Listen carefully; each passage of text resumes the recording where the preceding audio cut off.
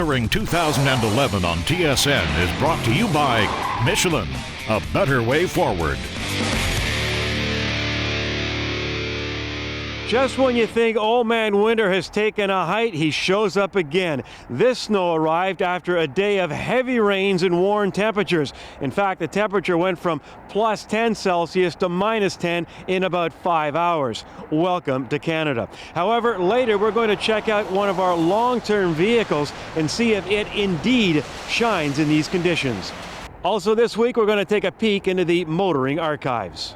Speaking of looking back, it was 30 years ago when Canadians Gary Sowerby and Ken Langley took the ultimate road trip. And no, Disney World was not on the agenda. Instead, they drove their Volvo around the world in 74 days and straight into the Guinness Book of World Records. Well, the boys did the trip again recently, but this time they did it in 24 hours.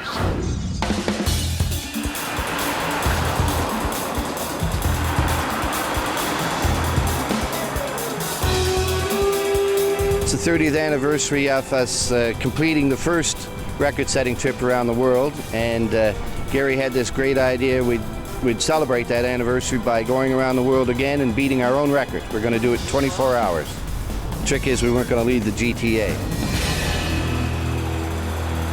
To recreate, we visited 23 countries in the last 24 hours here in Toronto. We went in, we met people in restaurants, we met people in dress shops from India.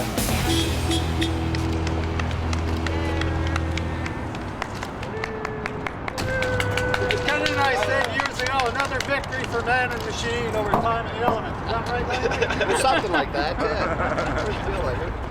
It was a tough go, but we pulled it through.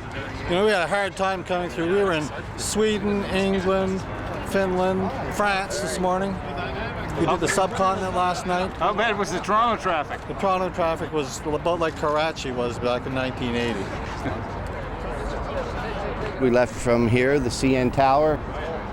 We went to the US, Australia, India, Pakistan. War broke out, we couldn't get into Iran. We airlifted to Greece and then went all up through Greece and Eastern Europe, Scandinavia, Europe, back to North America and Toronto.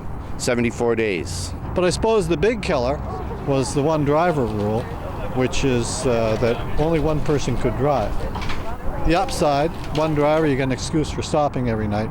The downside, if the driver goes down, the event goes down. 102 days, held by an American team. So we like that. Beat them pretty good by about a month. Our record doesn't stand, but it was broken by a whole different bunch of rules. So we contest it to this day.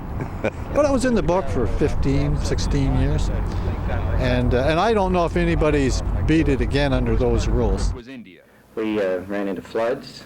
See, the rules, very briefly, were that we had to do 46,000 kilometers, which is the Earth's circumference at the equator. We had to do that on land, so that's why you sort of zigzag around, right?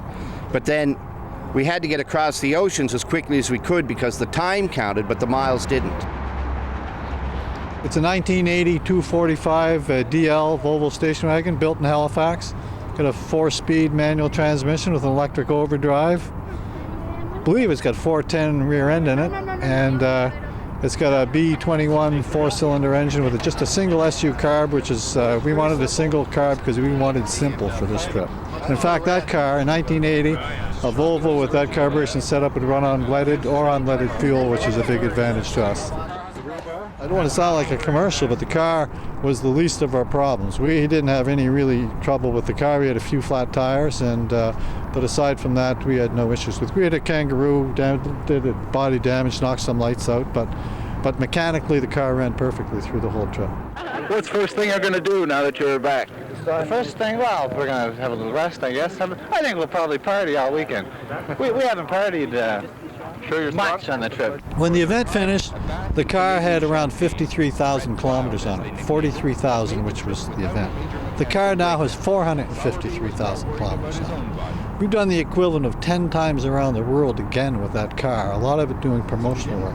The car ended up at the Peterson Museum in Los Angeles for 5 years, but the last 10 years it's been sitting in my bunker. I have a storage area until a couple weeks ago, and I get in, I turn the key, pulled the choke out, let it crank for about 40, 50 seconds, It started, ran rough, I shut it off, let it sit for about 20 minutes, started it up, and it just went around the world here in Toronto again, so it's running fine. Kenny and I are still friends. You know, it was a bit selfish for us to do this, but you know something, it was fun. And you know something? Kenny and I relived a lot of what we were doing in those countries. And to me, this is an important little salute to what we did and to friendship. A sign in my lawyer's office says, failure to plan on your part doesn't constitute an emergency on my part. What does constitute an emergency? More later on Kenzie's Corner. Well, there's a lot of cars to choose from out there. One of the questions I get asked most frequently is, how can I choose a car that's going to be safe? Well, that's not an easy thing to do.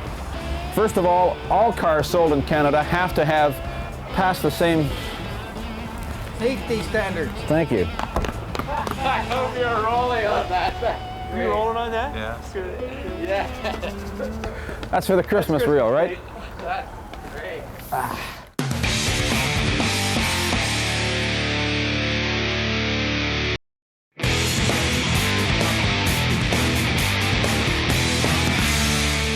If you cast your mind back, you'll remember a classic called the Gullwing. On this edition of Test Drive, we take a look at that vehicle's spiritual successor. This is the all-new SLS. And yes, it's blessed with wings, and it really does fly.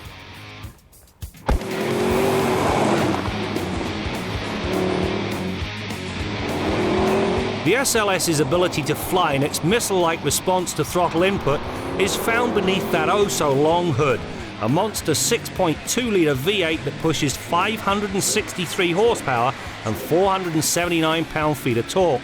That works out to a world-class 2.87 kilograms of car for each stallion. Mash the gas pedal and the SLS takes off like a scalded cat. It runs to 100k in 3.8 seconds and turns the 80 to 120 trick in a scintillating 3.1 seconds. That is what you call seriously fast.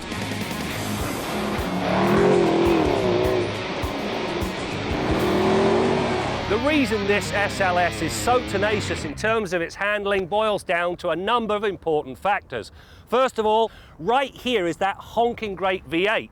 However, because it's behind the front axle, it means that technically it's mid-mounted. When you move to the back end, you've got that twin clutch transmission and the differential. Between the two, a torque tube. What that does is balance the weight around the car. 47% up front, 53% at the back end. More importantly, the car is based on lightweight construction, and the oil pan, there isn't one on this car. The engine uses dry sump lubrication. When you lose the oil pan, you drop the engine down, which lowers the center of gravity. You add that lot together, my friends, and you have a car that goes well beyond expected limits. All of this power is relayed to the supersized 295/30R20 rear tyres through that 7-speed twin-clutch transmission and paddle shifters. The beauty of this box is the speed of the shift. They come so quickly the driver might miss them, except for the dramatic change in the exhaust note whenever a cog is switched.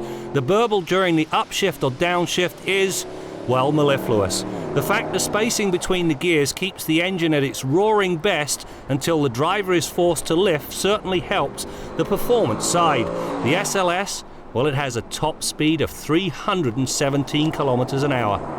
The SLS really is a driver's car. The multi-adjustable seats provide all the support you could possibly want. The driving position is just about perfect. Ditto the ergonomics, they're very good indeed. Now, if you do decide to go with this car, you must option up to the Bang & Olufsen sound system. Certainly it's a rather expensive $7,000 option, but the engine note, it is glorious. The sound from that sound system, even better. There are, however, two things I don't really care for. The command system, which controls everything from the phone to the navigation system, it's not the most intuitive I've ever used. Secondly, the sight lines to the rear, well, they could be better. Fortunately, there is a backup camera.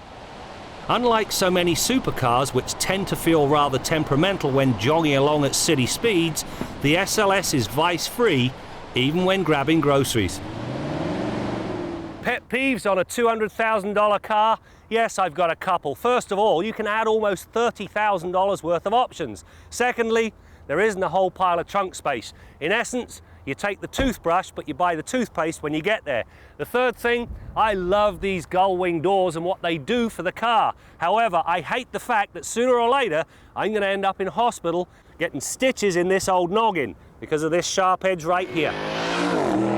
The SLS's extreme alacrity would not be worth a hill of beans were it not for its ability to carve a corner with precision.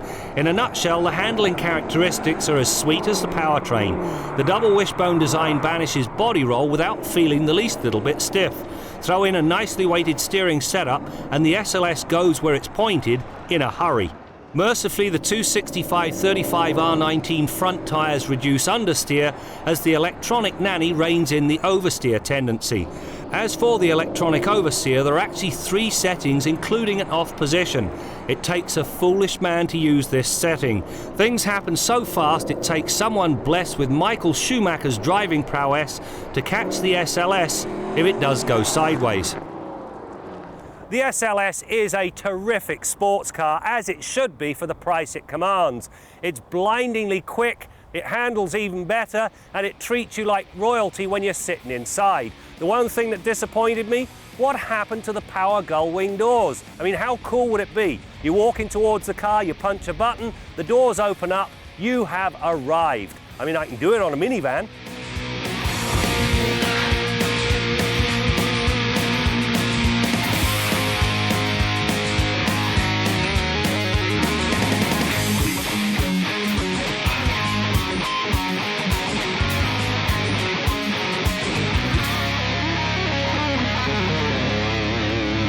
But you knew there had to be a but, and it comes in the form of 2 things. This black plastic thing that surrounds the instrumentation, it's hard and very cold to the look. The other thing is the gear lever. This thing has got more play when it's in gear than most manual transmissions have when they're neutral.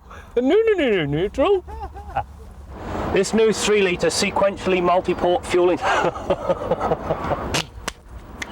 Sorry. Time to update our long-term Kia Forte 5-door. Since it won our small car over 20,000 category, we obviously were impressed with the vehicle. Well, we finally got through a miserable cold winter in southern Ontario, and the Forte did not disappoint. Now, the Forte does not come with all-wheel drive. However, all trim lines do come with traction control, electronic stability control, and at a starting price just under $17,000. And with 4 winter tires and sensible driving habits, the snow offered no challenges. Also, with 6 airbags and 4-wheel anti-lock disc brakes along with power heated outside mirrors, Kia has active safety more than covered. And, as expected and hoped for, it took very little time for the cabin to heat up in our SX, even on very cold mornings. And you know, the older I get, I've discovered the joy of heated seats, which both driver and passengers can enjoy. Our next update comes with a pet peeve. Okay, it's 10 o'clock now, so get started. Right now we're at SUBARU Canada in Mississauga, and this is the National Master Technician Competition. This is the 14th annual technician competition that we've had. We've brought in 12 technicians from across the country, from Victoria to Fredericton. We have 6 technicians that are working on problems that we've put into the cars, and then another 6 are taking a written examination. We switch. The guys that were on the cars are now writing an exam, and the guys that were writing the exam are now working on the cars. The problems aren't easy that they put in. They are difficult. You're being criticized, and you know they're standing over you, and there's a clock ticking. It's just basically your ability to be able to fault trace a system properly is the only way you're going to get through it. They're the backbone of the dealership, right? I mean, if they don't fix stuff, like pretty much you lose the customer. And so it's so important to have good fix-it-right the first-time technicians, and this is what this is trying to get the technicians to do. Every guy that's in the competition is good at their job, otherwise they wouldn't be here. But it's being able to put it together on the day. That's the big thing. Given enough time, everyone could complete all the tasks, but it's knowing that you did your best and it was right. 90% of the time it's stuff that you've never ever seen, faults that you've never encountered. So really it comes down to just your pure diagnostic ability. At the end of it all, we take their exam scores and we take their scores on the cars for their problems, and we determine who is the Grandmaster technician for 2010. crazy hammer. Feelings, nothing more than feelings. Make sure you check out motoringtv.com. We've been testing cars for almost a quarter of a century, and you can take a trip down memory lane in the extensive motoring archives. We've got a photo gallery, and of course, the blog dogs, who look at the good, the bad, and the ugly in the automotive industry. And join us on Facebook for the total motoring experience.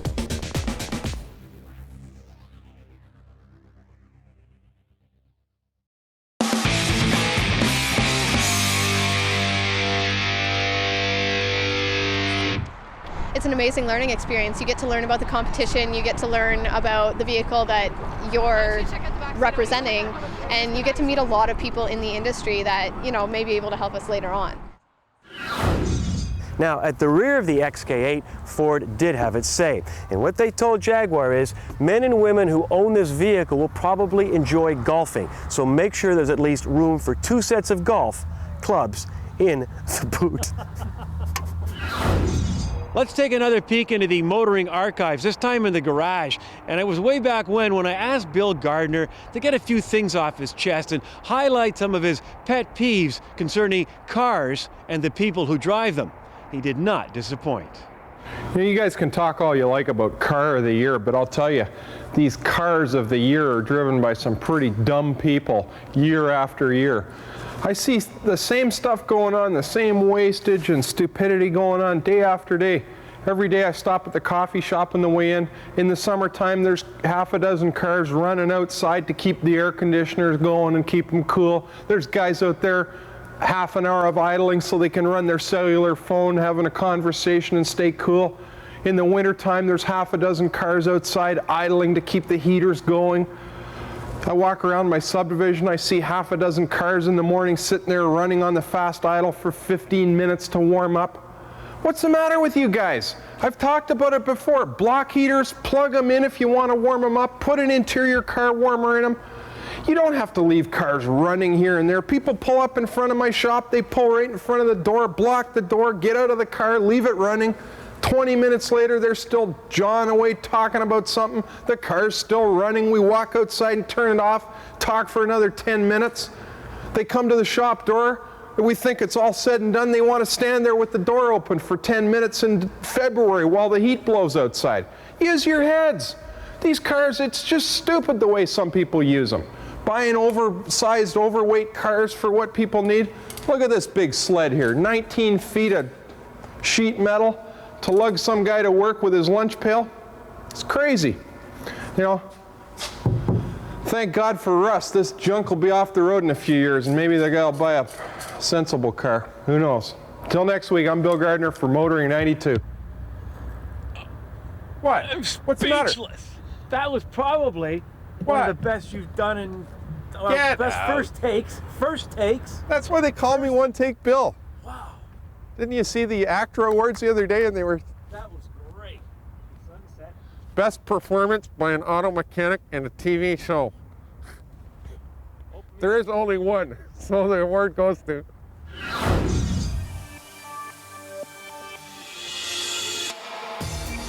The 2012 Buick Verano, Buick's first ever compact luxury sedan. When we restructured the company and we had to wind down 4 other brands, we decided that we had to go to market with Chevrolet, Buick, GMC, and Cadillac, and to ensure that we provide each of those brands with the best product lineup in the world. So we just announced earlier today the all-new Buick Verano, a premium luxury compact car with all the bells and whistles that will drive a different consumer dynamic, and a car that can win against the world's best in the category. That's exciting. Coming off of the launch of the Buick LaCrosse, which is one of the fastest growing brands in Canada, and right behind that the Regal lineup, an all-star car, and now the Buick Verano just signifies that GM plans to lead again in cars and not just trucks as well. Take 2. Hey. Hi, I'm Alan Jr. You're watching Motoring 91. On TSN. Okay. Now we're rolling. Yeah. Okay. Hi, I'm Alan Jr. You're watching Motoring 91 on TSN.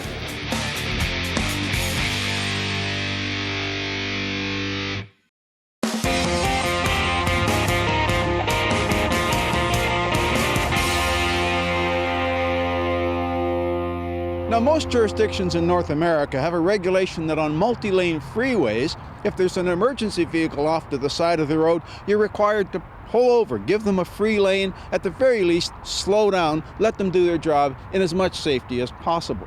Police cars, ambulances, fire engines, that sort of thing. Now, the Canadian Automobile Association is recommending that tow truck operators be granted the same privilege. Now, Brad wants me to get all mad about this, saying, well, where's it going to stop? Do Purelator trucks get that same advantage? Well, you know, I got to argue with him about this. Now, I know some people think tow truck operators are vultures, that they're preying on people in their most vulnerable circumstances, and there's an element of truth to that. But the fact is, if your car crashes or you break down, the first thing you want to do is get the heck off the highway. And for the rest of us, that's the first thing we want too. Get you the heck off the highway because you're slowing down the rest of us. Tow truck operators are operating under very difficult circumstances, and it's a dangerous job. And I think, you know, they should be allowed to do it in as much safety as possible. So I'm gonna have to argue with you on this one, bud. Do I still get my paycheck? I'm Jim Kenzie. I'm Jim Kenzie. Coming up next on Kenzie's Corner, I'm going to show you a seatbelt that could take your life. Well, I hope you've enjoyed taking a peek at just a few of the highlights of almost a quarter of a century on motoring. And you know, over that period of time, there have been a lot of changes in the automotive world. But we here on Motoring, we're just glad that we're still here and we're still talking to you. It's better than the alternative. That's it for now. We'll see you next time out as we continue to bring you more stories about cars and the people who drive them. The engine's noisy, the CVT. I'm not adamantly opposed to CVTs, unlike some people, like the person I'm talking to. This particular one doesn't work really well, in my view, and I think they're going to have a problem with that. People drive the car, it feels noisy, it doesn't feel quick. Motoring 2011 on TSN has been brought to you by Michelin, a better way forward.